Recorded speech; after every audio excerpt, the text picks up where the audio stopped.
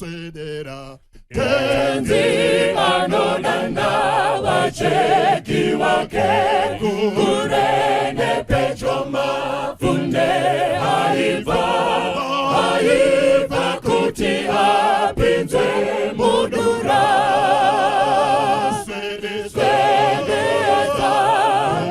sedeza musi takura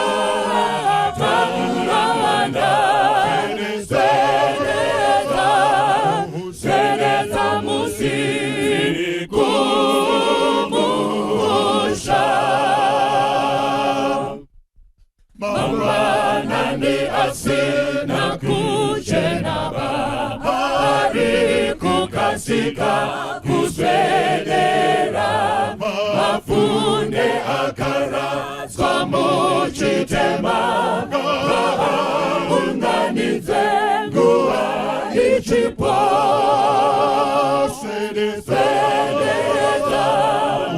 sedeza musi takura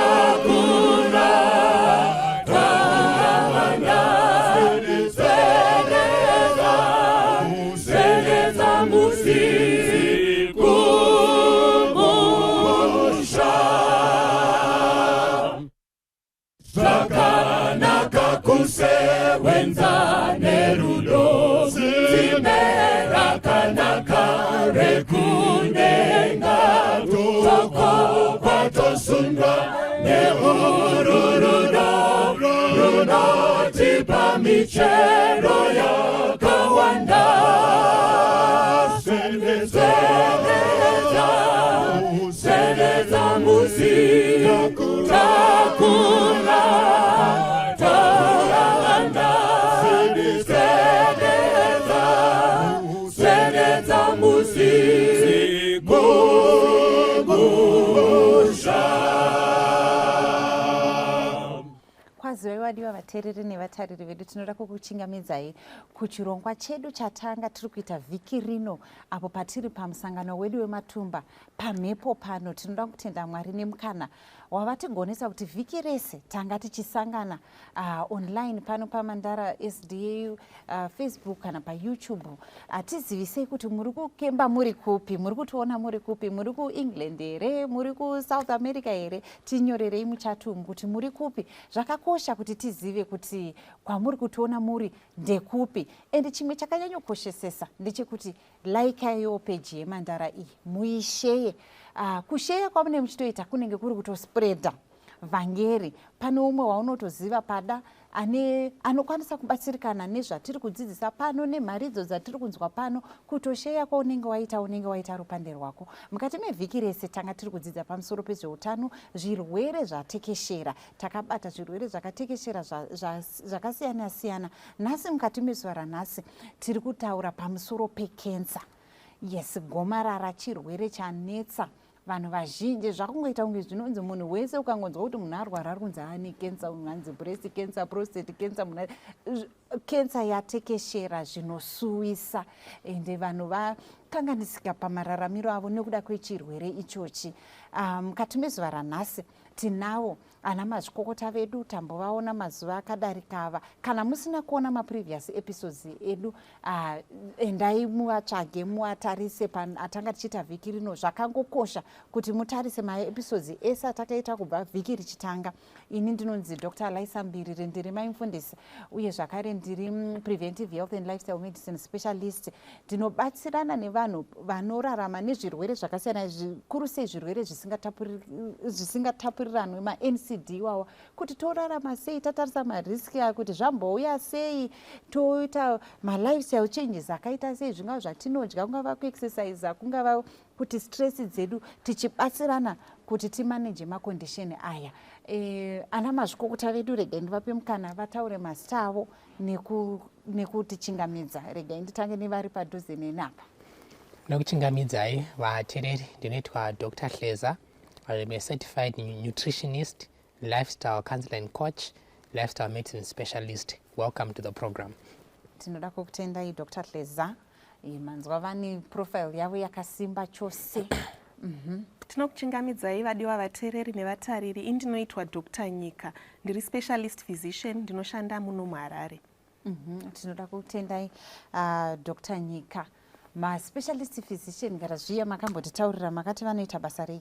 Ma-specialist physician vanomaneja ma-conditions ekuinternal medicine kana ma-conditions anoaffecta muviri asingainvolve zvesurgery zvakafanana neBP, sugar, kidney disease zvichienda zvakadaro. Okay, aiwa tinoda kutenda.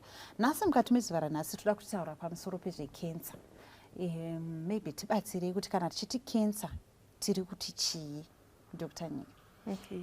So cancer vazhinji vakangonzwa word rokuti cancer vanovhunduka and for sure tinofanira kuvhunduka because chinhu chinonzi cancer ukaona yazonzi cancer it's something that is aggressive, something that can take one's life. Kana tazoti paita cancer panenge paita yatinoti an abnormal growth yemacells emuviri. Macells edu emuviri agara anodividha every day, especially the skin cells. They are rapidly dividing, they exfoliate and change every day. Pane ma-cells emuviri ekuliver, not ma-stable cells, ano-regeneratawo, but not as frequently as zvinoita eskin. Pane atinoti ma-permanent cells, akafanana nema-cells ekuma-nerves. But kana paita cancer, that division yema-cells iri normal inofanira kunge ichiitika achiproliferata, mamwe achifa, mamwe achiproliferata, mamwe achifa, mamwe achifomuwa manyowani, mamwe achifa. Panenge paita ka-disturbance kebalance iyoyo. It means akungoramba achingofoma. Zvakadaro zvekuti dzimweni dzenguva panogona kutozobuda bundu kana kanotooneka kuti papaita an abnormal growth. And zvayakashatira ndezvekuti ine potential to go to other sites. Kana takuti it's a cancer, chinhu chine potential to go to other sites. Zvimagrowth zvinogona kuitika zvatinoti zviri benign kana kuti hazvisi malignant, zvinhu zvingori hazvina harm yazvingabringa to a person. Zvakafanana nezvatinoti zvimalipoma, katoriwo kachuma asi hakana potential to spread. Abnormal growth of cells kaitika but hakana potential to spread. But with cancer, it has the potential to spread to other sites from the site of origin. That's how dangerous cancer is. That's how dangerous it is. Because inogona kubva ipapo ichienda to other kuenda sites. kune rimwe side. Yes, Dr. Kleza. Cancer gomarara chirwere chinokonzerwa nekuti sekutaura kwazvaitwa naDr. Nyika, ma-cells haachafunction mafunction afanira kugara achiita. Maybe because of an infection, maybe it could be viral or whatever it is, which has sent signals that are causing this cell now to behave differently. Zvafana nekuti tikati kana tiine toti danga ma-orange kana kuti mango kana kuti maavo kana kuti toti any fruit in a tree, kana richikura riri padhuze nepane rimwe fruit, when they get so big enough to get in contact with another fruit, it stops to continue growing, so as to give space for the other. But panapa tikuti ma-cells aya ari kunzi anodivide achiwedzera kana mamwe afa mamwe otanga futi. Unosvika papoint yekuti when it gets in contact with another cell, pane kuti rimire kukura roramba richidini, roramba richikura. And then it's a selfish in system yekuti inobva yada kuti achona ari abnormal awande. Saka zvakura kuti they are now taking up more space as far as environment is concerned, and then one can get a cancer diagnosis. Okay, saka anenge achikura zvisina mwero. Handiti kuti ma-cells ako ari kukura zvisina mwero. Achiwanda. Ari kuramba achidivide achiwanda. Ende achikwanisa kutozobva panzvimbo ipapa paanga ari oenda kumwe. Zvinonge zvichikanganisika. Toda kuwedzera pataura futi naDr. Kleza kuti anzi cancer iri selfish. That's very true. Kuti inenge yakutoda kutoti ma-blood vessels ese ngauye kwandiri. Zvese chikafu chese chemuviri ngachitoya kwandiri. Zvekutoti ma-normal cells aya ndootoshaya. Iwo ma-cancer cells achitofida achitokura. Ndizvozvo. Kuti munhu chikafu wakutofanirwa kuwana kutora pamwe patinombotaura vamwe tichiita zvenutrition yavo yekuti uri kumaneja diet yemunhu wekensa kutoti kensa inei toda chegumi chayo pachikafu chako. Kana ukasipipa chegumi chayo iwewe pauri kudeunoshota unotoshota because iyo ichangoita sei ichangotora. Saka zvobva zvatokonzeresa kuti kumwe kwese uko kuaffected. Ngatibhotarisei pakuti kensa idzi kune mhando dzakaita sei dzakasiyana zvinofamba sei pamakensa apa? Yeah, so kungoti cancer is a broad topic. Ndichangozama kungoti ndingobata ari more common. So I could say literally every organ in a potential you could develop a cancer. Literally. You can have cancer in the brain, you can have cancer in the eye, you can have cancer in the mouth, you can have cancer in the nose, you can have cancer in the lungs, you can have cancer literally anywhere. Pamuviri, pa skin, pachi. So cancer inogona kufoma in different organs. The commonest muno muZimbabwe pa cancer registry yakaitwa in 2018 yakaonekwa kunzi cervical cancer. Inowanikwa muvakadzi, it's the most common cancer in Zimbabwe. Ichitevererwa nebreast cancer zvakakwikwidzana zvakadaro. And then kune vanhu vechirume prostate cancer ndo yakanyanya kurumbira iri pa 8%, cervical cancer iri pa 21%, breast cancer iri pa 11%, prostate cancer iri pa 8% in terms of incidence. And then pane mamwewo akawandawo tumwe tumagomarara twakasiyana dzemudumbu, dzekumatumbu, colorectal cancer, imwe neimwe inenge ichicontributawo, imwe ikaisa ka 4%, imwe ikaisawo ka 5%, zvichingodaro. Kozoti dzimwe dzakakuzonziwo other, maybe inenge ichisakana ka 1%, sadzakungogrupwa dzese dzine kachunky kadzoka dzinocontribute about 36% of the incidence yemacancers. Saka chinhu chakatekeshera zvekudaro zvekuti zvakakosha kuti tidiscusse. Ende haiafekta vanhu vakuru chete. Kuvana arikowo futi makensa ari common kuvana. Kuvana vanohima mablood cancers ndo akanyanya kukurumbira, atinoti maleukemia, zvichiteverana nemacancers ekumakidneys, atinoti marenal tumors, zvichiteverana nemacancers emasoft tissue, masakoma, mabone tissue achaafektwa necancer, even emaziso yatinoti retinoblastoma, macancer akakurumbira kuvana. So cancer yakaipa zvakadaro kuti inoafekta vadiki, inoafekta vakuru, inoafekta vakadzi, inoafekta varume, inoafekta vatema, inoafekta vachena, munhu wese. Cancer inoafekta munhu wese. Kana tiri kutarisa pacancer pa mukusiyana kwawo, macancer akasiyana zvakanyanya zvakadaro anowanzokonzerwa nei? Okay, so zvinoitika pamacancer pane chatinoti chinenge chaita katrigger pakuti chinoafekta normal cell division yedu yandambotaura kuti there is normal cell division inoitika mu human body and iri controlled. Saka kana pakaita ikako, whether it's a virus, whether it's a gene raita abnormal, ragadzirwa ringotorwa abnormal, or whatever trigger it is, chazosparka kuti paite abnormal dividing of cells, ndo zvinokonzeresa cancer. So kune ma-infections akafanana na human papilloma virus inokonzeresa cervical cancer, akatoonekwa kuti this is a cause, inotozikanwa kuti this is what causes. It's a non-cause. This is what causes cervical cancer. Kune ma-genes anogona HPV inenge ichibvepi? Okay, so human papilloma virus it's a sexually transmitted virus. Inowanikwa kazhinji kacho tinotapurirana pabonde. Saka kuzi vazhinji I think pacervical cancer panoita kunge vanhu vasinganyatsonzwisisi kuti inotapuriranwa pabonde. Zvekuti vamwe vanhu pavanodzikana kuti kunochekwa cervical cancer kana kuti kunodidi pai patine chitaro zvekuti kunochekwa, vamwe vanhu vanenge vaine kakunyozera kana kuti ungori munhu ari sexually active, uya at risk yekuti uwane, nekuti hausi kuziva kuti munhu iwe unogona kunge uri faithful but umwe wako anogona kunge usiri kuziva mafambiro ari kuita. Zvine zvakatokosha kuti nekuti ichi chirwere chinotapuriranwa pabonde. Exactly. And then sezvatambotaura kuti mamwe panenge paine magenes anenge asiri kushanda zvakanaka, zvakafanana neku-breast cancer pane magenes akatoonekwa kuti aya anotrigger kuti munhu azoita breast cancer, akafanana na BRCA1, BRCA2 genes. Pane mamwe ekuti panopaita futi ma-abnormal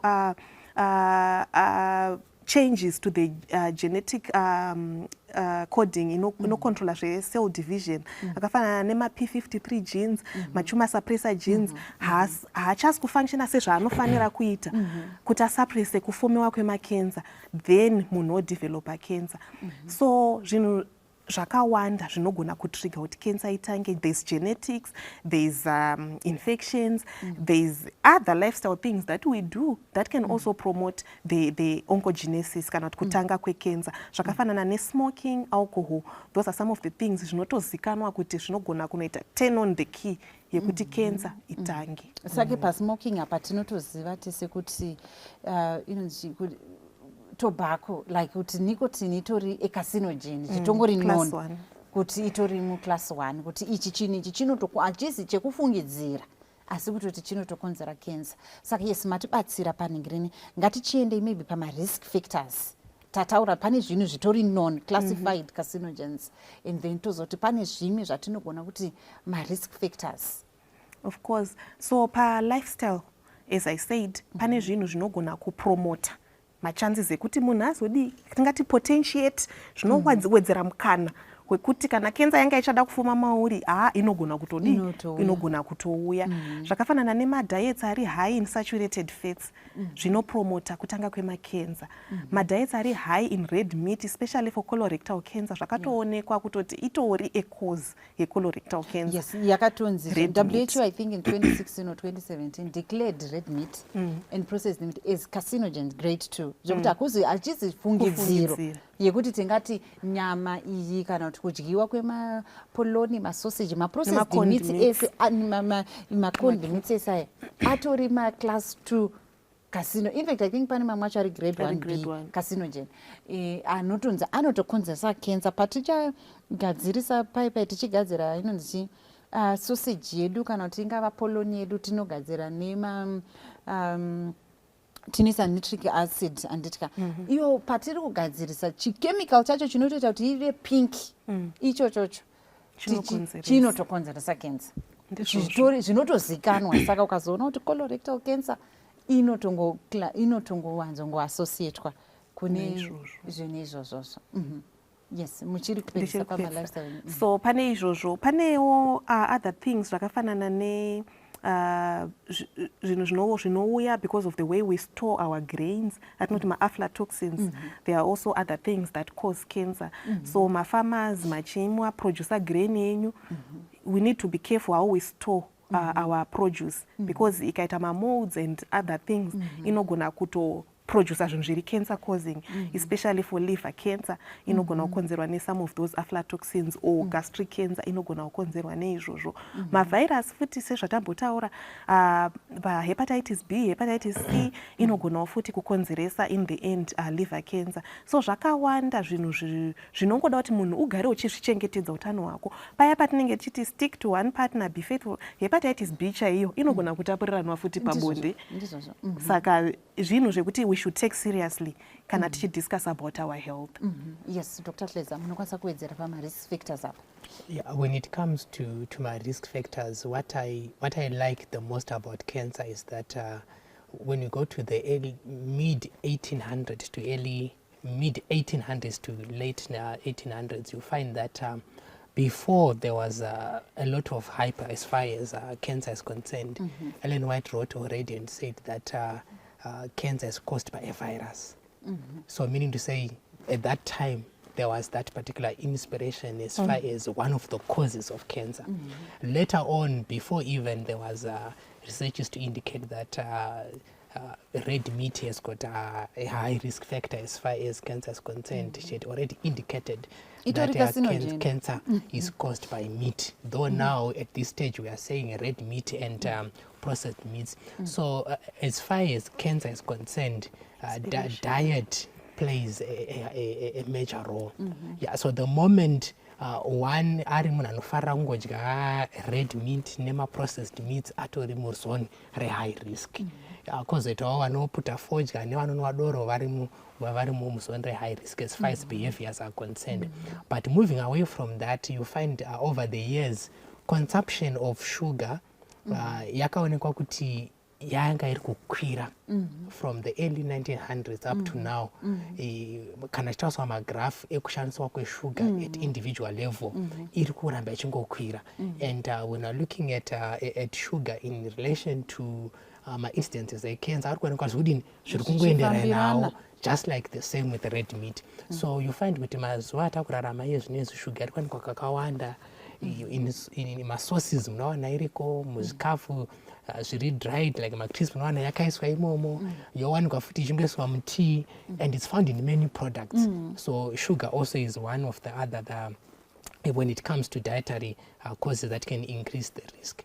Then you find pane zvinogona kuita kuti ma-genes ave turned off as far as cancer is concerned. Zvakafanana ne-P53 yanga ichitaurwa yaya, which is a tumor suppressor gene. Kana mwana akazvarwa namai vake akapiwa maybe 1 copy of that, zvakutoreva kuti kana ane 1 copy of P53 ari at high risk than asina. But if that person akareceive just that 1 copy, if they decide that I'm going to avoid red meats and processed meats, and I'm going to avoid high sugar intake, because of course we need sugar in our diet when it comes from the food that we have eaten, but not highly from the ultra processed. The tumor suppressor gene, how it's going to express itself in relation to the suppression of the gene, itori nani pane uyo ari kudya zvinhu izvi kana ari kutora zvinhu zvinodini zvinoperpetuata cancer. When it comes to risk factors, we also find nyaya yestorage yanga ichataurwa kuma-farmers, but I also want to talk about storage apart from farmers is concerned. Kuti isusu kana tichinge tatenga zvikafu zvedu tazvisa kudzimba dzedu, how we store them is very important. You find kuti especially nuts akatanga kuva rancid, ndakamatenga nemari yakadai aitodhura saka ndirika kumadya here, then you want to eat them like that. Ma-aflatoxins angachataurwa aya anenge atodini atokwira. Mazuva ano magetsi dzimwe nguva anoenda, we have stored our foods in the deep freezer and zvobva defroster, but we still want to use them. So zvakatinakira kuti kana tiona kuti magetsi ari kuenda, let's have less of these foods that need to be frozen. Then kana zviri zvikafu zvekuti changa chiri frozen, try to freeze them in smaller quantities, so that when you defrost, you're not defrosting the whole. Ungoshandisa shoma iyo because kada kuti wa defroster woda kushandisa futi, that also can increase risk. Then it was also discovered kuti vanhu vanonetskana ne-stress management, 9 out of 10, especially when it comes to female health, vaionekwa kuti vanenge vanozobata chirwere checancer, breast cancer especially, vazhinji vacho vanenge vane ma-forgiveness issues. So when people come for cancer treatments, vaitoonekwa kutoti vazhinji vacho 9 out of 10 they'd forgiveness issues. So that can be another risk factor. Zvikazoonekwa zvakare kuti especially at one of our universities in America, what they did, they just took a group of people wanga vachita go through ma-therapies, vakaona kuti magroup ranga richida zvekunamata ndeiri, vanga vasikuda zvekunamata ndeava. And as they followed these groups as far as their treatments are concerned, vachenda kudzimba, the outcome was different. So our spiritual exercise contributes as well. Zvakafanana nekuti iyo forgiveness therapy, kana wangu ari munhu ari kudzidza kuti zvakanaka kuti isusu, like we learn from the book of Matthew chapter 6, even as we do our Lord's Prayer, Lord forgive us our sins even as we forgive. Because at the end of the day, if we do not forgive the next person, we are doing ourselves harm by harboring bitterness. So these are some of the risk factors that I can mention. Ndibatsirei panyaya ye-weight ino-contributor say to my issues in cancer. So obesity, it's one of the big causes, risk factors. It's one of the big risk factors for cancer, especially breast.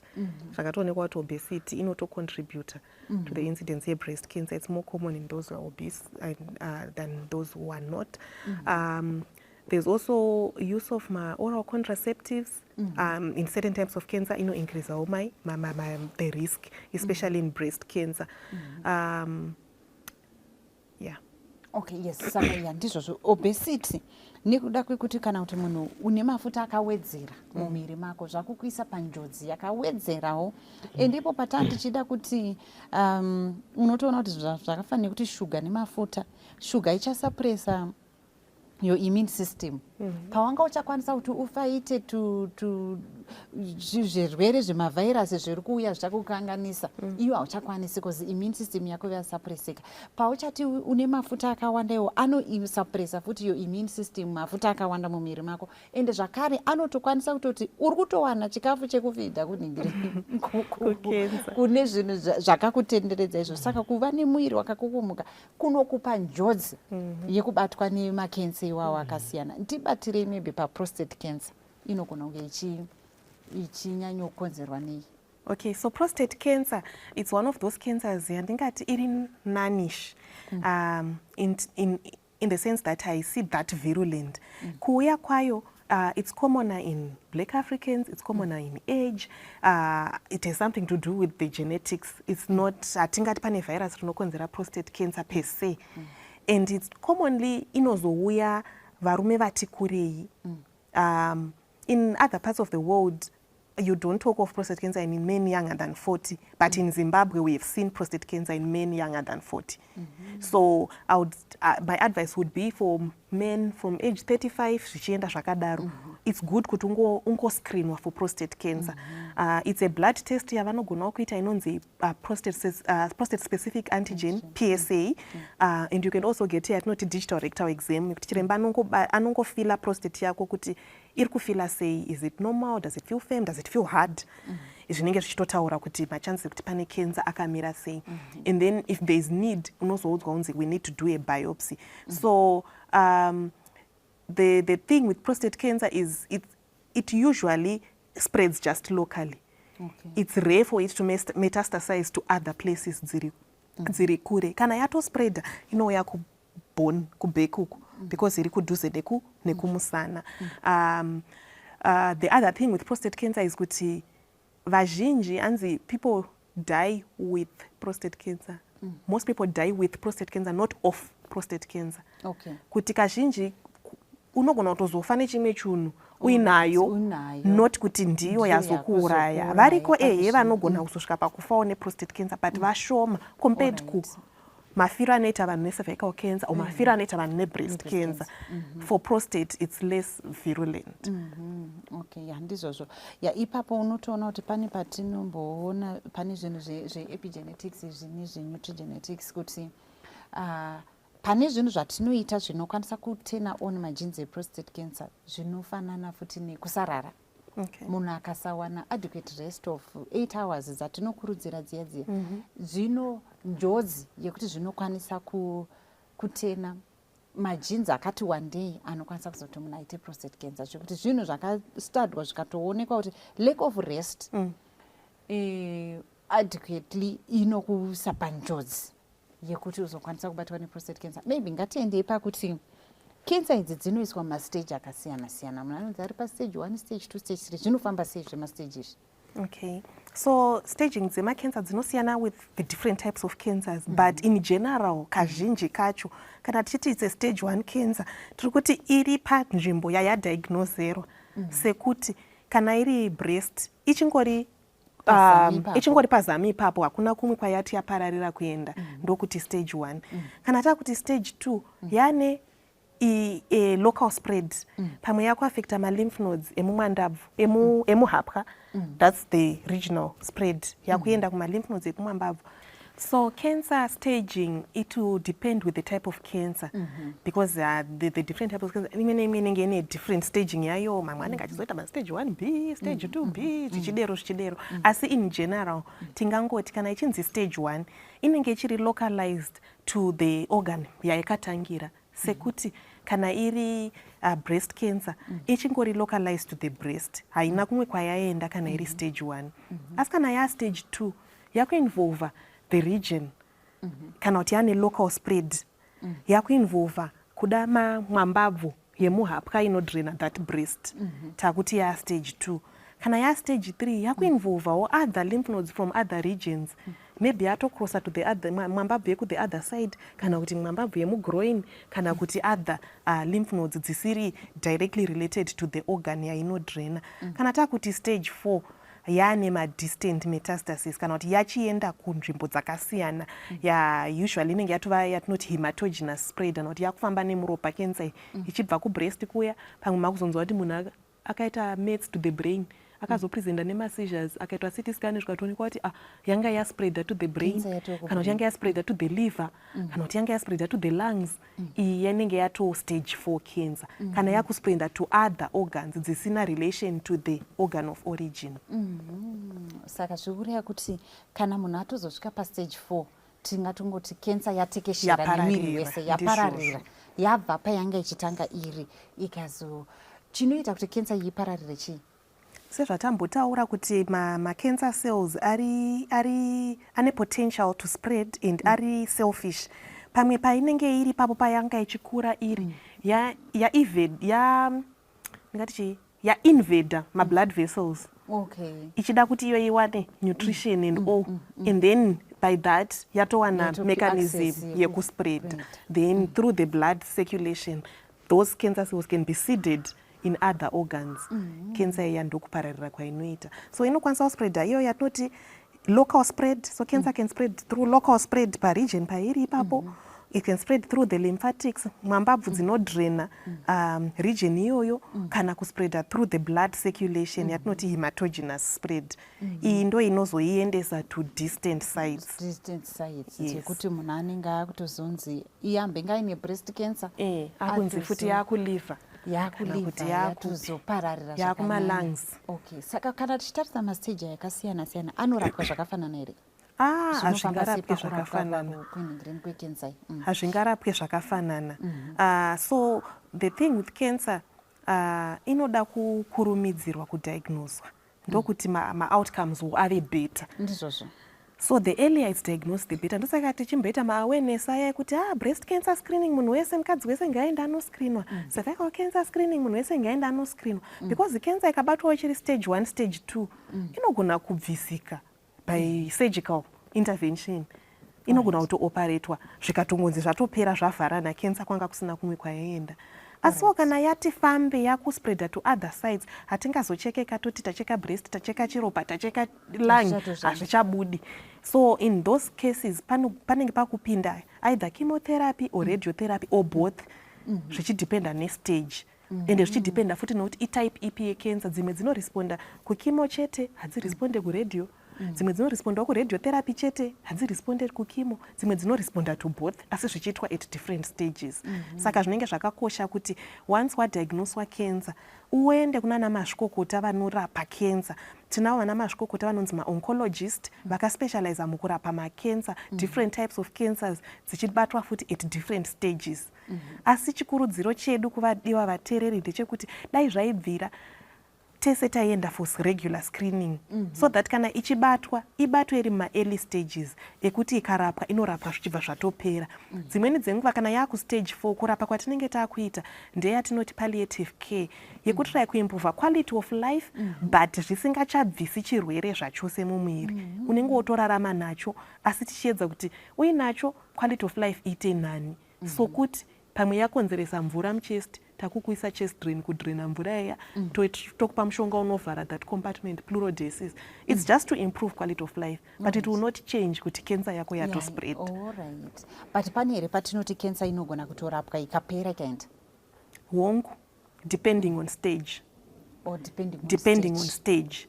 Ikabatwa wari pa stage 1 for sure unogona kurapika zvikatopera.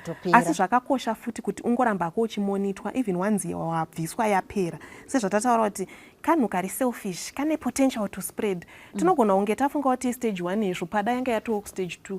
Mwambabvu dzacho tadzipalpate hadzina kufilika kuti dzakakura pamwe dzatasampla tikabiopsa dzabuda dziri negative yacho yatisina kusampla ndo yacho yange yato affected. So yes zviriko zvekuti vamwe vanhu vanorapa cancer kutonzi yapera asi zvakakosha kuti even wadanzwo urambe uchidzokera for regular checkups because there is potential for it to recur.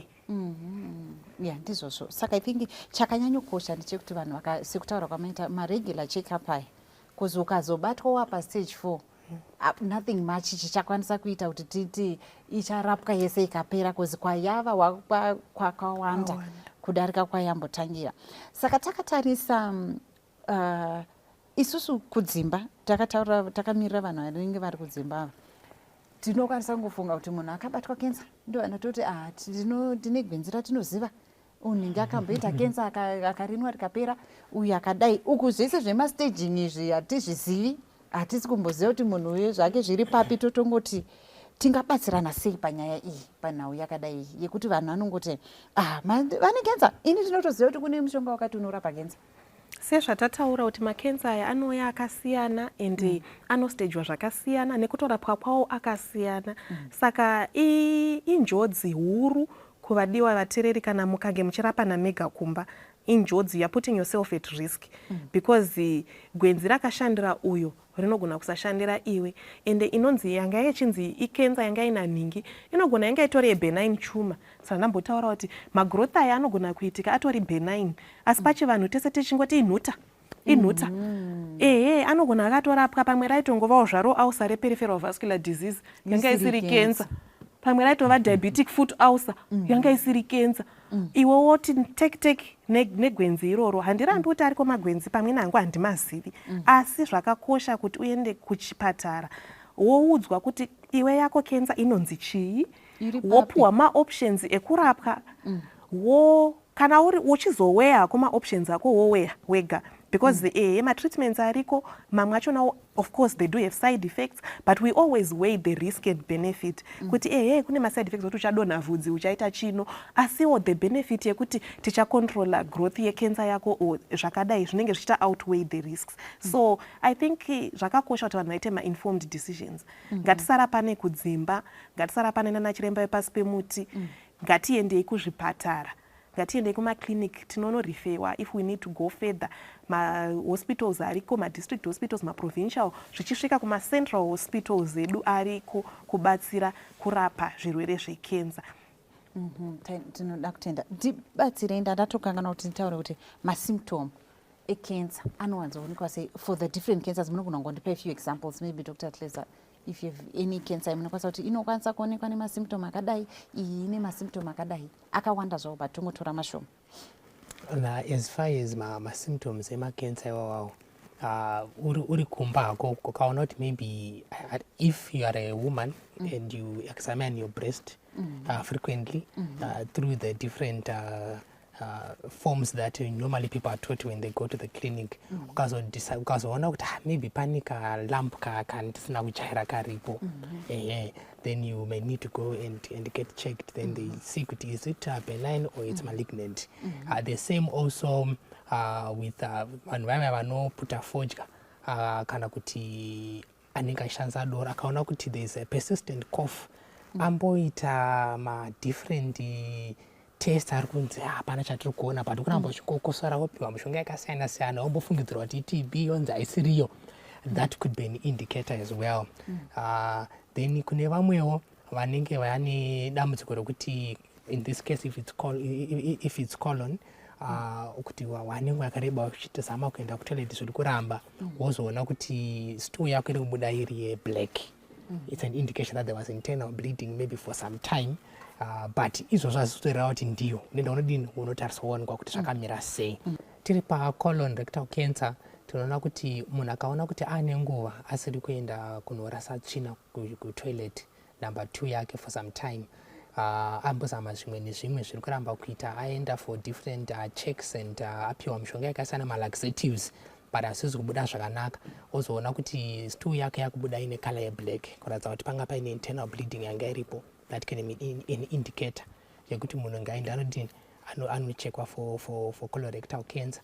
Madzimai vagara panguva yavo yeperiod kana yekuteera vanobuda ropa, asi ukaona kuti now it's more frequent and it's out of range, that could indicate it could be cervical cancer or it could indicate cancer yemuchibereko. Saka zvinoda kuti uone these possible symptoms which are not indicating that zvatovapo, but ukaona zvanyanyorumbirira, then you may need to visit a doctor that can refer you to the right cancer specialist for that particular area.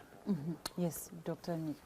Yes, so mamwe makensa yakashata zvakadaro zvokuti dzimwe nguva inonyangira chaiko.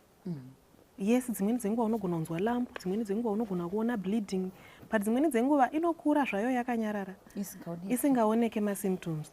Masymptoms ozobuda papaya, especially cervical cancer. That's why we really want people to get screened. Most of the time it's asymptomatic. Ukatozoona yakuita masymptoms, usually it's more than stage 1, yanga yakuto spread. Right. So sometimes it can be asymptomatic, sometimes it can it can show. Imwe futi ema-symptoms ecancer ingori yatinoti unintentional weight loss. Pane pamwe pekuti kashwa uri kutoziva kuti I'm on an exercise regimen, I'm on a dietary regimen yekuti I want to lose weight, uri kutozviita intentionally. Kwasira zvimwe zvokuti munhu ari kungoperezeka, ari kutoshayawo kuti chii zviri kumboitika, ndiri kungoperezeka miri. Ndei inogona kuva imwe yema-symptoms ecancer. Ukatozonoongororwa unogona kutozonzwa mutori negomarara mumatumbu, mutori negomarara mudumbu, mutori negomarara pakasiyana siyana. Mamwe ma-symptoms avambotaura ekukosora, especially for lung cancer, mamwe okosora zvine ropa. It can be a sign yekuti something is amiss. Kana kuti pakudya paya unokurumidza wafufutirwa, ungodai wafufutirwa, especially kana mava vanhu vechikuru, ngatisazvidismissei. I know vanhu vakawanda techingoti ma-ulcer, ma-ulcer. Especially na munhu ati kurei ari age above 45, age above 50, achingokomplaina kuti ndinofufutirwa, ndinonzwa mudumbu. Ngatisakurumidza ungoti ma-ulcer, munhu ogara kumba. Zvakakosha kuti munhu anoongororwa nematests ariko, vana endoscopy, anogona kuitwa munhu otoonekwa padhuze kuti chingava chii chiri kukonzeresa izvozvo. Saka matest makensa ane matest ekuti pane mamwe asina mascreening, pane ane mascreening. Ndeapi makensa ane mascreening? So the luckily actually more common atori nayo screening, such as cervical cancer, we can screen you. Pane breast cancer, you can do self breast examination yanga ichataurwa iyi. You can also go kuma clinic uchinoitwa breast examination ne medical worker. Prostate cancer, iriko screening ye prostate cancer. You can have your PSA checked. You can have regular DRIs, maybe once every 6 months, once every year, uchichekwa kuti zvakamira sei. And then do we have services dze genetic testing? For example, anditambotaura pane dzine magenes like the BRCA gene anditi 1 and 2 dzekuti kune muno muZimbabwe tinokwanisa here kuenda kunotestwa. So I'm not 100% confident to say locally they are available, but even if they aren't, I know there are labs that communicate with other countries like South Africa, so you can still get tested transportwa where the services are available. Okay, so would say they are available because you can still get the test here and get your results here, though the sample may be sent abroad. Okay, saka zvinhu zvakakosha vateereri kuti tinoscreenwa kuzi makensa aya anogona kutinyangira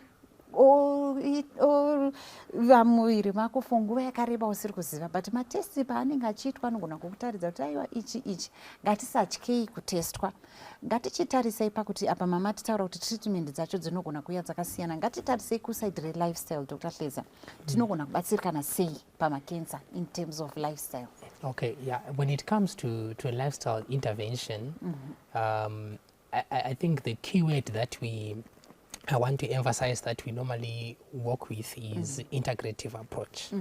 The integrative approach is an approach where someone it could be chemotherapy, it could be radiation, whether they're getting it in 3 weeks or 6 weeks time, and usually if it's chemo, maybe it's just done over 1 day.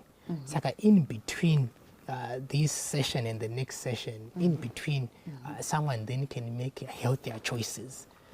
That I want to reduce my sugar intake, or I can avoid sugar intake and use other substitutes, maybe like molasses, or it could be honey, or maybe some sweet fruits, or some raisins, whatever it is.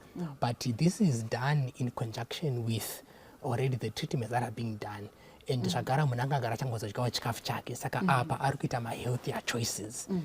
Kana munhu ari kukwanisa ku-exercise, odini o exercise awo zvinobatsira kuti ropa rifambe zvakanaka, zvobatsira kuti kana oxygen inge iri available, because also my cancer cells, they are oxygen hungry. And they want to grab oxygen. Saka when you expose yourself more to oxygen, it could be through the exercises, in the fresh air, depending to your ability. That also will help. At the same time, you find that someone might go for a surgical operation if need be, depending on the stage and the type yachona kuti zvinokwanisa kuitika here. So one might say, okay, fine, if I'm scheduled for surgical operation on such a date, which normally is the case, anopiwa date to come for surgical operation, kana kangori kuti haana kuadmitwa for a long period of time, one can choose to say, I want to prepare for this by reducing my tumor markers, by reducing my inflammation markers. Zvakureva kuti zvikafu zvaari kutora zvikafu zviri anti-inflammatory, zvikafu zvaari kutora zvine ma-antioxidants akawanda, because oxidative stress iyaya inoita kuti ma-cancer cells aya aramba achimultiplier. So akazviita izvozvo akaenda for that surgical operation, there's a high possibility of it becoming a success. Then azopedza, they continue with that healthy lifestyle. Zvobatsira kuti upenyu hwake papachinzi ari palliative care, uve comfortable or a bit more comfortable other than when they were not doing those particular when they were not observing those particular lifestyle principles. The other challenge that usually cancer patients face when it comes to lifestyle intervention ndezvokuti vazhinji vacho vanozoconsider lifestyle intervention at a very later stage. And at that point vazhinji vacho mhuri dzinenge dzaungana vaspenda ma-resources and there's very little to spend as far as lifestyle intervention is concerned. Of course, when it comes to exercise, drinking water, when it comes to sleep, there might not be need of financial input. But sometimes when it comes to food, kana pachidiwa that adjustment yekuti unotenga zvikafu kupi, kwazviri kutengwa zvine mutengo urinari ndepapi, vazhinji they look for lifestyle intervention at a very late stage when the coffers are very low. So my encouragement ndeyekuti pauri kutonzi wane cancer diagnosis, whether you've gone for a surgical operation, whether you're going through radiation or you're going through chemotherapy, during that period, tangawo kuita implement healthy lifestyle principles. Kutongoti you are taking the right nutrients in your body. You are exercising, you are taking the right quantity of water. If it comes to choosing juices, you could even invest in a small juicer that you can juice your own different juices at home. Therefore, you are increasing the availability of phytochemicals which help to deal with these abnormalities in the body. So from a lifestyle point of view, kune zvinhu zvakawanda zvinokwanisa kuti munhu akwanise kuita, but my encouragement ndeyekuti let's have cancer diagnosis at an early stage. When that is done, begin also these lifestyle intervention principles at an earlier stage. Zvichishandidzana zvakadaro, we are going to get more success. Kune futi some different equipments that can be used to avail more oxygen if need be, sezvikaita ma-hyperbaric chambers ekuti munhu anogona kuwana a saturated environment inenge ne-oxygen ichiita transdermal, and that can help kuti munge muine oxygen yakakwana mumuviri memunhu. Maita basa panyaya ye-lifestyle apa nema-medical intervention pano, kana kuti tingati unoti necessary lifestyle panyaya yema-herbs ne-medical intervention panomboita vamwe vanoda kuita kuti zvikwikwidzane, vamwe vachitaiwa kana watotanga ma-herbs hachadi chirengera mushonga, vamwewo vavatoti kana ndikange ndanzi ndiri pamushonga handichatoti zvinofamba sei, kozi nyaya iyi ndingangoti debate iyi iriko iri ongoing inotongoitika, kozi kune vamwe vati imi muri kusiya hama yenyu ichienda pachemotherapy, ndokutofa kwaakutoita ikoko, vanhu vepakimo havapori havararami, ndokutofa kwamakutoita dai matomumisa kimo iyaya tibva tatongomuitira zvemahebs aya, dai tibva tatongoita izvi zvino tobatsirana sei ipapa, kozi kune umwe wekutoti azomira kimo iya akaenda kumahebhu obva angofa, kana kuti izvo zvekuti aizoita ma-lifestyle changes very late, iya cancer yake yange yapararira yaspreada zvakanyanya zvakadaro zvokuti ukasha hutori mumiri make hwakanyanya, paakuda kuzonzi alright chidya zvakati votozonzi aiwa hazvina kushanda zve-lifestyle zviya hazvishandi, apa munhu angaita zvinhu zviri very late. How do we strike a balance, Dr. Nyika? I think panyaya yecancer sekutaura kwataita kuti cancer it can be diagnosed at different stages. So handizozivi hangu kuti vanenge vachitaura zvema-herbs ava vanenge vachiziva here kuti vari kudhila necancer iri pastage ipi. ipapo handizozivi hangu. Pane vamwe vekutoti kune vamwe vekutaura vachoti vane munhu pamwe atori pastage 4 munhu atori non stage 4 obva vatomoti tinoirevhesa. Okay. Yeah, I think zvinoda kuapproacha with carefulness and neungwaru, because unogona kutozoregedza treatment yanga ichakubatsira. Inini, I'm a medical professional, conventional medicine professional, and I recommend kuti munhu ngaende kuchipatara. Treatment yaudzwa kuchipatara ngaifollow as much as they can. Kana vachizoita senge zvataura naDr. Hleza kuti zvinoshanda in conjunction with lifestyle adjustments. Izvozvo zvinotobatsira ende zvinotobatsira kuti munhu arecover better. Kuzongoti inini ndakumira nemaherbs zvekuchipatara handichaindi, kukimo kwangu handichaindi, kuradiotherapy handichaindi, zviri dangerous. Ende zvinokonzeresa futi kuti vamwe vanhu vanonoke kuuya kuchipatara achiti ndichambomwa maherbs. Ozoona kuti pamwe hazvina kushanda. Paanozoda futi kuuya kuchipatara tobva tati futi the tumor is inoperable. Obva vati futi kuchipatara hakushandi. Yeti wakawesta nguva uchimwa hameno zvawaimwa uchinzi ndizvo zvinorapa cancer. Iyo ichitospreada, yet you could have come. So inini I advise kuti kana watongotanga kuona an abnormality, present to the hospital, get medical advice, incorporate lifestyle changes. If it's going to be herbs, hey, I really, I think I'll hold my breath on that, because ndinogona kuzotaura serious. But I recommend taking lifestyle changes, nutrition for health. Herbs is absolute treatment for cancer. I don't subscribe to it. You don't subscribe to absolute treatment to cancer yemaherbs. Maybe kana tiri kuti titarise pakuti kana munhu vasvika maybe chimwe chinoita kuti vanhu vatye matreatment ari conventional aya maside effects aya arapa, because pane umwe anokwanisa kuti munoziva kuti pandichatora chemotherapy iya ichatageta futi magood cells achaurayiwa. Umwe akatarisa kuti paari kupiswa pacho paarea ipapo futi radiation iyo yagara itori another risk factor futi for cancer. Saka ndo zvimwe zvinobva zvaita kuti vamwe vanhu vabva vati izvi handingatori chemotherapy because ichatondiurayira mahealth cells angu. How do you balance that? Challenge iripo ndeyekuti you also don't know what the herbs will do to your kidneys or to your liver. Because handi tinenge tangochera gwenzi racho tiri kumusha. Tinavo vanhu vatakatoona vakaenda padialysis nekuda kuti vakashandisa maherbs. Akanokanganisa itsvo, akanokanganisa liver, munhu otouya ane liver injury itori very bad, yellow jaundice maziso aya. Saka ndakangopiwawo kagwenzi ndichinzi kanosimbisa musana, ndakangopiwawo kagwenzi kachinzi kanodai.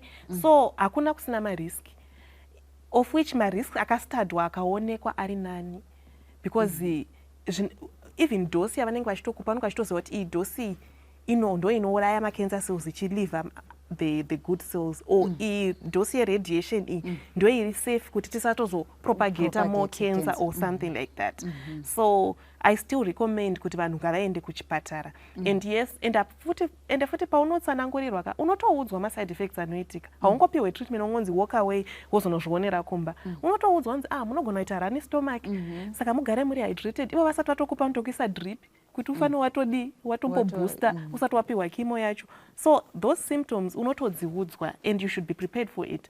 And if there are remedies that can help manage those, like eating healthy, panyaya yediarrhea, kana kudya futi zviri sugary, iwe wagara waudzwa kuti uchaita diarrhea, obviously ichatoita profuse diarrhea.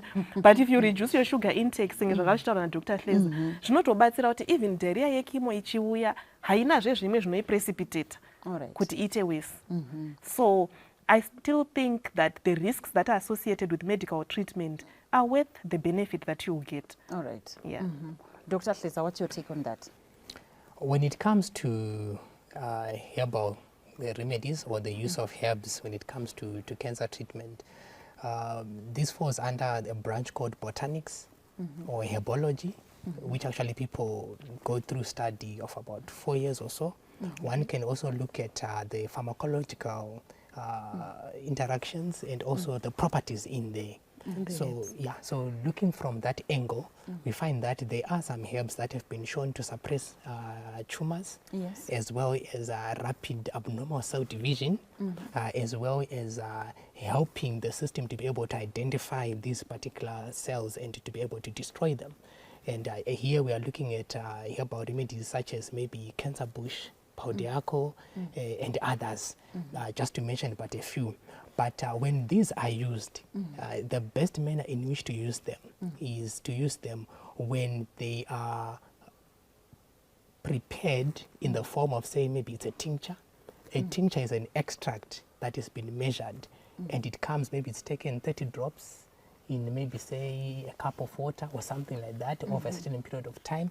And when this is done, one is taking them under observation, and they go again to get checked whether what they were doing has been success or not.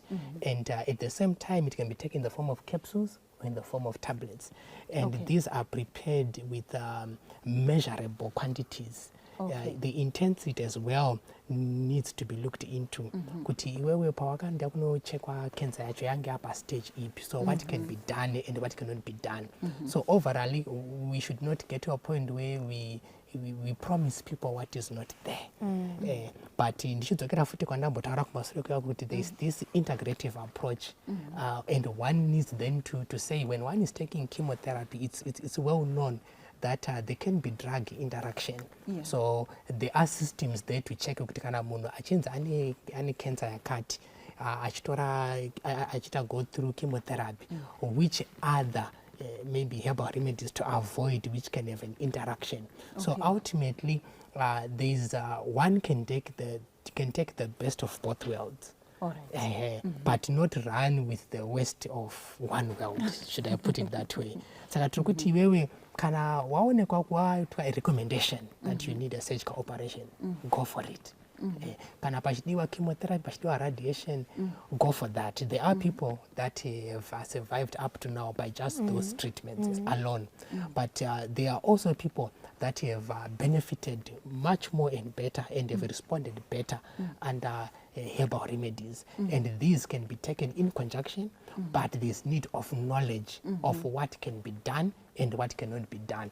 Saka isingori nyaya yechibububu at the end of the day.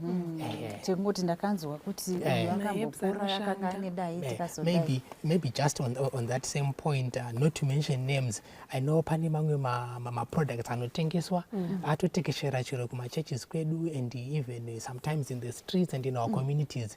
Chinongoya chingori chibox chimwe chete chine star racho chonzi chibox ichi chinorapa makenza ese akalist wari 20 chovha ikoko chonzi chinorapa sugar, chinorapa BP, and masachirire zvimwe zvacho zvinotodhura samari.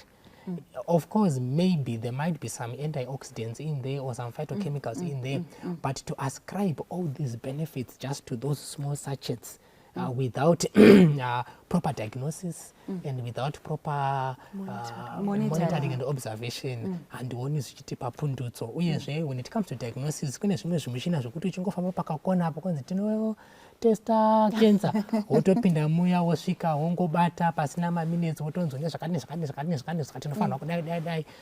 And then you look at the other side and what is involved to be able to get to a point where you have said there's a cancer diagnosis. So we need to be aware of these possible pitfalls so that we can avoid them. But there's hope for cancer. There's hope for cancer. If you've got that diagnosis, early treatment. That early diagnosis, when you get it, early treatment, following through a lifestyle intervention. I know when it comes to I wanted to do the C word, they don't even want to say the word cancer. But I think what I can say to the community today, the Mandara community online, is that there's a hope for cancer. Tisa feel hopeless and there is more that we can do. And there are studies that have shown that when people adopt a total plant-based diet, kana vabatwa a cancer diagnosis, they recover better, as they live a healthier life as well. It's more comfortable.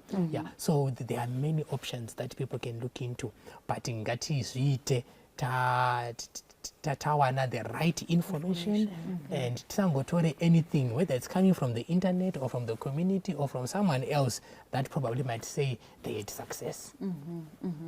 Tinoda kutenda ndibatsirewo panyaya yezvikafu. Pane here chikafu chatinokwanisa kuti ichi tikatarisa ichi neichi neichi chiri hai mumaantioxidants, chiri hai mune izvi, chiri hai mune izvi, zvekuti kana uine cancer unokwanisa, I mean, this is not going to be prescriptive. Atidi munhu anoziva pano achiti ndakabva pano ndikanotora chakati cancer yangu ikasapera. But zvatinokwanisa zvatinongozivawo kunutrition kuti ichi chikafu ichi chiri high in antioxidants, ichi chikafu ichi ndezvipi zvakadaro. Yeah. So in summary, my foods ane a deeper color and which the scent is more pronounced. They are high in antioxidants as well as phytochemicals. When it comes to breast cancer, kuna anonzi grapefruits. Grapefruits ano yakasiyana. The most scented grapefruit is anonzi shadok grapefruit. Mukatopinda mushop inotengesa different types of grapefruits, it's inviting. So that particular, when one begins to take that particular fruit, it helps. As far, it's not a means to the end, but it helps. Then when we look at issues maybe like prostate cancer, my foods are rich in zinc. Wana pumpkin seeds, sesame seeds, wana flax seed, even watermelon seeds, akatinakira because my properties are removed. Anobatsira kuti pavene that particular suppression, and then it has been shown in many studies. I think this is one of the most studied case when it comes to cancers, colon rectal cancer. Kuti vanhu vanodya zvikafu zviri high in fiber zvinobatsira to reduce the risk, and even chero munhu ane dambudziko racho zvinobva saka mafoods akaita seiwawa ndo whole grains zvakaita sadza remugaiwa, then small grains akasiyana siyana, fresh fruits and fresh vegetables, and even when they are cooked as well. Then we can also move to anonzi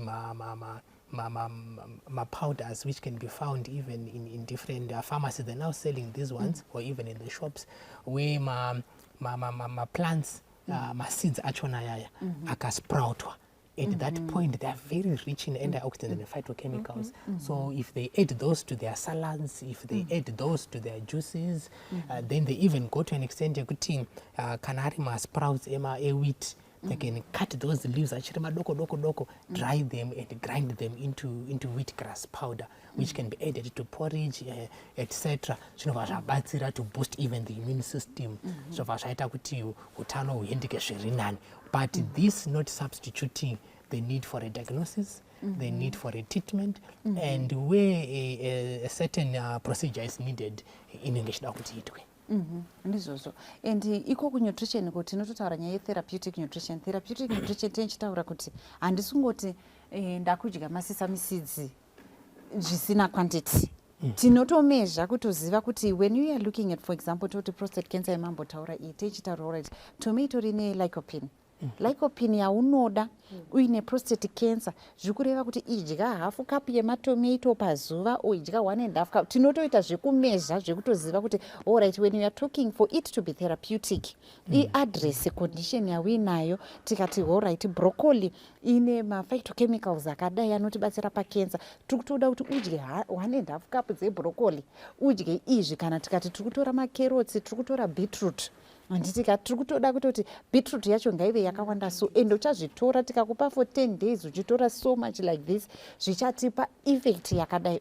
Saka zvizi zvinhu zvekuti tingatongoti fembera nyangwe I think zviri kubva zvangobata pakuti even nyangwe wanga uri kuita zvemaherbs hazvizi zvefembera zvenutrition yachona. Kana yato therapeutic nutrition tinenge tiri kutoti tine condition E, this is how much you are supposed to be taking every day for so much kuti zvive neimpact. Because kuno mumwe munhu anozongoti but vainganga vangori vegetarian but vakangoti ndaingodya matomato kasi akazongofa watide cancer. Hatina kuzviita nemwero wekutoziva kuti zvikafu izvi zvinazvo zvinhu zvinotibatsira, zvekuti tikatoti watermelon inenge ichitotaridza kuti alright, watermelon seeds dzedu dzine zvakadai, tichafanirwa kuzitora nemaseeds acho zvakawanda zvakadai. Saka ngatiite zvinhu nehungwaru, tichiziva zvinhu zvatiri kuita, kuti tikangoshandisa dambudziko ripo nderekuti mawhatsapp aya anospreada message dzimwe nedzimwe dzenhema dzimwe dzongoti munhu anenge achitoti ukadya chakati. Pane vainyora vachiti hanzi hanzi muka muchinhu handizekana makambosangana nayo yekunzi muka uchinwa mvura inodziya ine bicarbonate of soda. Musati mambosangana nayo kunzi kana uine cancer hanzi bicarbonate of soda kills cancer cells. Dr. Hani wekuindia weye akatozostada izvozvo zvekuti nochinzi inwa kapi yemvura ine soda every day kuti uuraye macancer cells. Zvimwe zvinhu zvatinosangana nazvo, mumwe anokwanisa kuti ukangonwa mvura ine lemon every day chitobva wakutouraya macancer cells. Umwe akutongoti zonazvo tonzi munhu ane cancer ngaachitongoti siya treatment, inwa mvura ine soda, inwa mvura ine lemon. Zvimwe zvinhu hazvidi kuti tingozviimplementa tisina ruzivo rwana mazvikokota kana ana muzvinafundo. Zvinotokuisa panjodzi yakakura.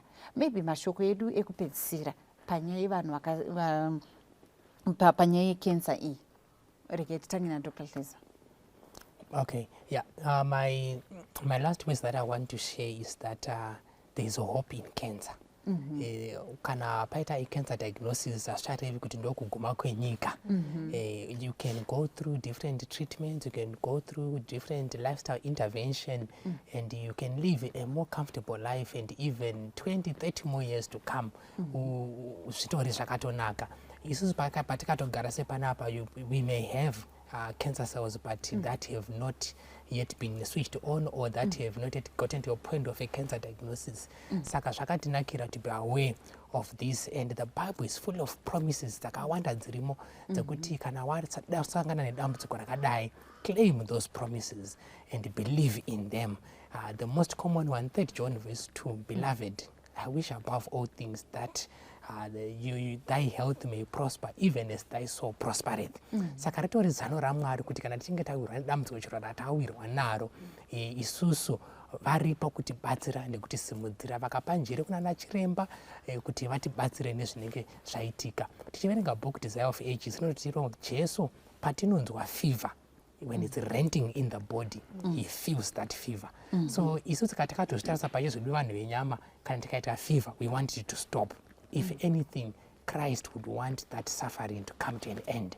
So go to him in prayer and seek help from him. Anokubatsira, Mwari achikuitira zvakanaka. Yes, tinoda kutenda. Rega nditongoti tisanda pakuna Dr. Nyika kuti panguva ino yeke meeting week tora mukana wekunamatira utano hwako. Pane dzimwe nguva dzekuti tiringonamatira mari, tikunamatira kupasa kuchikoro, tikunamatira promotion, but utano tichiukanganwa. Tapedza vhiki rese tiri kutaura pamusoro pezveutano. Iva nenguva yekunamatira utano hwako. Iva nenguva yekunamatira kuti Mwari ndipei simba, ndite necessary lifestyle changes. Ndichimaita bit by bit, handigoni hangu kubva ndazviita zvese nguva imwe chete, asi ipapo kastage kandagona Mwari ndo vanototipa simba. Mwari ndo vanotokupa simba rekuti ugone kunwa mvura 2 liters pazuva, ana mvura inoenderana nemiri wako. Mwari ndo vanotokupa simba rekuti Mwari ndigonesewo ndirare. Mwari ndo vanotokupa simba rekuti ndakuda kuwedzera mavegetable muplate mangu. Simba iroro hatirigoni tiri tega. Ende unotoona kuti pana Romans 12 verse 1, Paul panoti, I beseech you therefore brethren to present your bodies as a living sacrifice, holy and acceptable. Our bodies, iwa miri yedu, kutochengetedza miri yedu zvakanaka, it's part of worship. Zvinhu zvakatokoshesesa kutoti nditoti Mwari ndibatsirei. Ende zvatiri kuita izvi tichikurukura nezveutano, hatisingoda kuti tingova vanhu vane utano for nothing, but kuti tiri we were chosen for a mission rinova dingindira tanchifamba naro pakembi pano, kuti mission yaMwari kuti izadziswe, ndigone kuparidza, ndigone kuva neutano idonzvo rekuti ndigone kushandira Mwari zvakanaka ndine utano. Maresources Mwari vachindipa ndichimashandisawo kubasa ravo, kwete kumashandisa pekuti ndakutsvaga kurapwa, asi nekuti utano hwakanaka tinenge taugona tichipiwa simba naMwari. Maybe mashoko enyu ekupedzisira chiremba mobva matinamatira. Nhasi ndo zuva redu rekupedzisira pamaleseni edu iwawa, tobva tatongoti Mwari vatibatsire kuti tiimplement zvirwere zvatekeshera zvatanchikurukura nezvazvo vhiki rese. Mwari vatinzvengesowo muzvirwere izvozvi, titowo unani hwedu. Utano unobva kuna Mwari, asi ini ndinogonawo kuita pati yangu yekuti ndiavoidwo zvimwe zvirwere zvinoavoidika izvi. Ndoda kungotaura kuti ndakambosangana nekatuni WhatsApp yaiti legal problems straight to the lawyer, car problems straight to the mechanic, medical problems friends, relatives, internet, then doctor. Haipapataura chokwadi. Vandiwa vatereri. Pese patichita meandering apa, tichita meandering friends, relatives, internet, kuno. We are wasting time. Medical problem, go to your doctor, go to the nearest clinic, go to the nearest hospital. Kubva kune zvatakadiscussa hypertension, diabetes, cancer, zvinhu zvese izvozvo if diagnosed early and managed well early, unorarama in abundant life. That's right. Which Jesus promised us, that I will come that you may have life and have it more abundantly. I pray that tese tive the abundant life that Jesus came to give us. Ngatinamati. Mwari Baba vari kumusoro kudenga, toda kutendai nezvidzidzo zvatanga tiinazvo mukati mevhiki rino. Ishe wangu toda kungonamatira isu mapresenters tichinamatira nevaiteerera Ishe kuti mutipewo utano hwakanaka. Help us to make healthier choices. Help us to make healthy lifestyle choices. To choose the abundant life that you have promised us. Help us to have peace of mind. Help us to eat well. Help us to exercise. Help us to follow the medical treatments zatinenge taudzwa kuchipatara.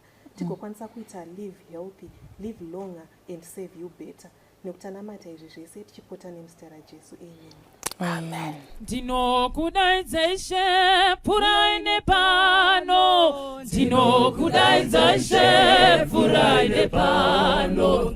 Ndinokudaidza Ishe, pfurai nepano. Oh Ishe, pfurai nepano. Ndinokudaidza Ishe, pfurai nepano. Ndinokudaidza Ishe, pfurai nepano. Ndinokudaidza Ishe, pfurai nepano. Oh Ishe, pfurai nepano. Pane vanorwara Ishe, pfurai nepano. Pane vanorwara Ishe, pfurai nepano. Pane vanorwara Ishe, pfurai nepano. Oh Ishe, pfurai nepano. Pane vanorwara Ishe, pfurai nepano. Pane vanorwara Ishe, pfurai nepano. Pane vanorwara Ishe, pfurai nepano. Oh Ishe, pfurai nepano. Ndinokudana Ishe, pfurai nepano. Ndinokudana Ishe, pfurai nepano. Ndinokudana Ishe, pfurai nepano. Oh Ishe, pfurai nepano. Pane vane nzara Ishe, pfurai nepano. Pane vane nzara Ishe, pfurai nepano. Pane vane nzara Ishe, pfurai nepano. Oh Ishe, pfurai nepano. Pane vanochema Ishe, pfurai nepano. Pane vanochema Ishe, pfurai nepano. Pane vanochema Ishe, pfurai nepano. Oh Ishe, pfurai nepano. Ndinokudana, pfurai nepano. Ndinokudana Ishe, pfurai nepano. Ndinokudana Ishe, pfurai nepano. Oh Ishe, pfurai nepano. Pane vakasuwa Jesu, pfurai nepano. Pane vakasuwa Ishe, pfurai nepano. Pane vakasuwa Ishe, pfurai nepano. Oh Ishe, pfurai nepano. Pane vakasuwa pfurai nepano. Pane vakasuwa Ishe, pfurai nepano. Pane vakasuwa Ishe, pfurai nepano. Oh Ishe, pfurai nepano. ndinokudaidza Ishe, furai nepano, ndinokudaidza Ishe, furai nepano, ndinokudaidza Ishe, furai nepano, Ishe, furai nepano.